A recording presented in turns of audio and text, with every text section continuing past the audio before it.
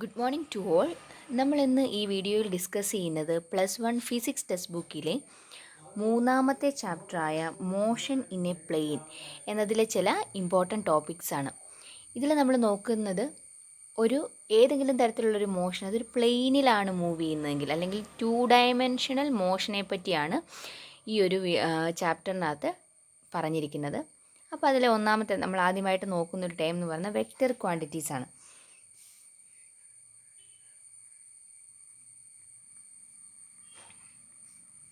Vector quantity, അതിന് already നമ്മൾ ഇതിന് മുന്നിലുള്ളൊരു വീഡിയോയിൽ പറഞ്ഞിരുന്നു എന്താണ് വെക്റ്റർ ക്വാണ്ടിറ്റി എന്ന്. വെക്റ്റർ ക്വാണ്ടിറ്റി എന്ന് പറഞ്ഞു കഴിഞ്ഞാൽ ഏതെങ്കിലും ഒരു ഫിസിക്കൽ ക്വാണ്ടിറ്റി അതിനെക്കുറിച്ച് ഡിസ്ക്രൈബ് ചെയ്യാൻ അതിൻ്റെ ഡയറക്ഷനും മാഗ്നിറ്റ്യൂഡും ആവശ്യമാണെങ്കിൽ അതിനെയാണ് നമ്മൾ വെക്റ്റർ ക്വാണ്ടിറ്റി എന്ന് വിളിക്കുന്നത്. വെക്റ്ററിനെ സാധാരണയായിട്ട് റെപ്രസെൻ്റ് ചെയ്യുന്നത് ഒരു സ്ട്രെയിറ്റ് ലൈൻ, അതിൻ്റെ അറ്റത്തൊരു ആരോ മാർക്കും കൊടുത്ത് റെപ്രസെൻ്റ് ചെയ്യും. അതിൽ ഈ സ്റ്റാർട്ടിംഗ് പോയിന്റിനെ വിളിക്കുന്ന പേരാണ് ടെയിൽ എന്ന് വിളിക്കും. അതിൻ്റെ ഈ ആരോ മാർക്കിനെ ടിപ്പ് എന്ന് പറയും. ഇതിൽ നോർമൽ ഈ ആരോ മാർക്ക് കാണിക്കുന്നത് ആ വെക്റ്ററിൻ്റെ ഡയറക്ഷൻ എങ്ങോട്ടാണെന്നും ആ സ്ട്രെയിറ്റ് ലൈൻ്റെ ലെങ്ത് ഇതിൻ്റെ മാഗ്നിറ്റ്യൂഡിനെയും റെപ്രസെൻ്റ് ചെയ്യും. ഇനി നമ്മളിപ്പോൾ ഒരു വെക്റ്റർ എടുക്കുകയെന്ന് വിചാരിക്കുക. നമ്മളിപ്പോൾ ഒരു OA എന്ന് പറഞ്ഞൊരു വെക്റ്റർ എടുത്തു, ഒരു വെക്റ്റർ ക്വാണ്ടിറ്റി. അതിനെ OA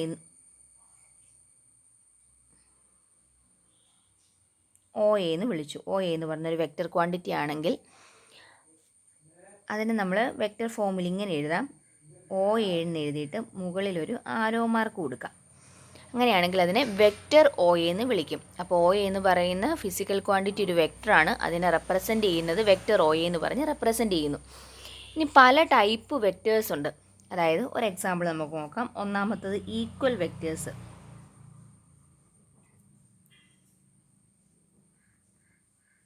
ഈക്വൽ വെക്റ്റർ എന്ന് പറഞ്ഞു കഴിഞ്ഞാൽ രണ്ട് വെക്റ്ററുകൾ എടുക്കുന്നു, അതിൻ്റെ ഡയറക്ഷനും മാഗ്നിറ്റ്യൂഡും സെയിം ആണെങ്കിൽ അതിനെയാണ് നമ്മൾ ഈക്വൽ വെക്റ്റേഴ്സ് എന്ന് വിളിക്കുന്നത്.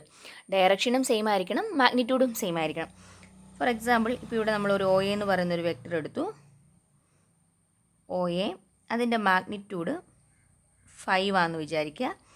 മറ്റൊരു വെക്റ്റർ അതിന് നമ്മൾ BC എന്ന് കൊടുത്തു. BC, അതിൻ്റെ മാഗ്നിറ്റ്യൂഡ് സെയിം തന്നെയാണ് 5. രണ്ടിൻ്റെ മാഗ്നിറ്റ്യൂഡ് 5ഉം രണ്ടിൻ്റെ ഡയറക്ഷനും സെയിം ആണെങ്കിൽ അങ്ങനെയുള്ള വെക്റ്റേഴ്സിനെയാണ് ഈക്വൽ വെക്റ്റർ എന്ന് പറയുന്നത്. ഇനി അടുത്തത് നെഗറ്റീവ് വെക്റ്റേഴ്സ്. നെഗറ്റീവ് വെക്റ്റേഴ്സ് എന്ന് വെച്ചാൽ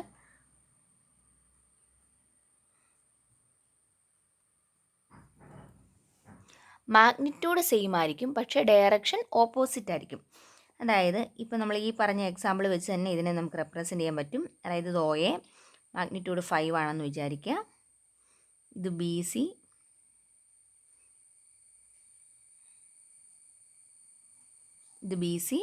ഇതിൻ്റെ മാഗ്നിറ്റ്യൂഡ് 5 ആണ്. പക്ഷേ നോക്കിക്കുക, ഡയറക്ഷൻ ഓപ്പോസിറ്റ് ആയിട്ട് മാറി. ഡയറക്ഷൻ ഓപ്പോസിറ്റും മാഗ്നിറ്റ്യൂഡ് സെയിമും ആണെങ്കിൽ അതിനെയാണ് നെഗറ്റീവ് വെക്റ്റേഴ്സ് എന്ന് വിളിക്കുന്നത്. ഇനി അടുത്തത് കോ ഇനീഷ്യൽ വെക്റ്റേഴ്സ്. മൂന്നാമത്തത് കോ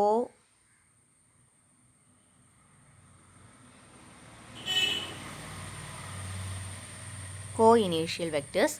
കോ ഇനീഷ്യൽ വെക്റ്റേഴ്സ് എന്ന് വെച്ച് കഴിഞ്ഞാൽ അതിൻ്റെ എല്ലാ ഇനീഷ്യൽ പോയിൻ്റ് സെയിം ആണെങ്കിൽ അതിനെയാണ് കോ ഇനീഷ്യൽ വെക്റ്റർ എന്ന് വിളിക്കുന്നത്. അപ്പോൾ ഇത് OA എന്ന് പറയുന്ന ഒരു വെക്റ്റർ നമ്മളതിനെ ഇങ്ങോട്ട് റെപ്രസെൻ്റ് ചെയ്യുമെന്ന് വിചാരിക്കുക. OA, ഇത് OB. അപ്പോൾ നോക്കിക്കേ, ഈ വെക്റ്റർ Oയുടെയും വെക്റ്റർ OBയുടെയും ഇനീഷ്യൽ പോയിൻ്റ് ടെയിൽ എന്ന് പറയുന്നത് സെയിം ആയിട്ട് തന്നെയാണ് നിൽക്കുന്നത്. അതുകൊണ്ട് അതിനെ കോ ഇനീഷ്യൽ വെക്റ്റർ എന്ന് വിളിക്കാൻ സാധിക്കും. ഇനി അടുത്തത് യൂണിറ്റ് വെക്റ്റർ.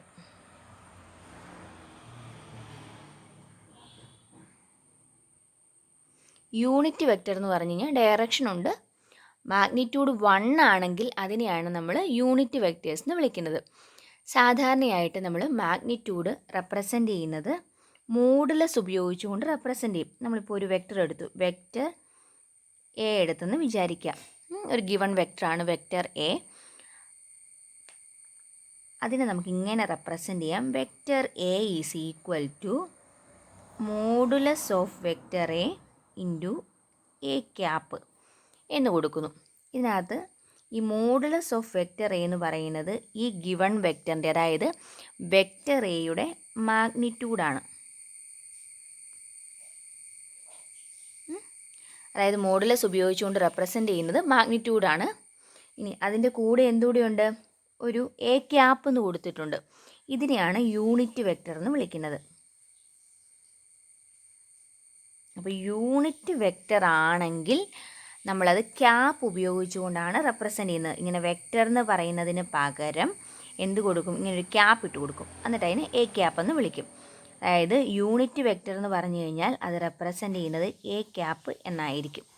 മനസ്സിലായോ? അപ്പോൾ ഇവിടെ നോക്കിക്കേ, ഒരു given vector A is equal to modulus of vector A into A cap. അതിൽ നിന്നും യൂണിറ്റ് വെക്റ്ററിൻ്റെ ഇക്വേഷൻ എങ്ങനെ എഴുതാൻ പറ്റും? A cap is equal to given vector divided by modulus of the given vector എന്ന് കൊടുക്കാനായിട്ട് സാധിക്കും.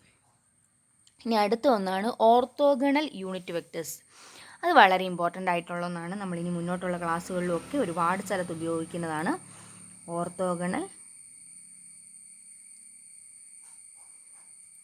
യൂണിറ്റ്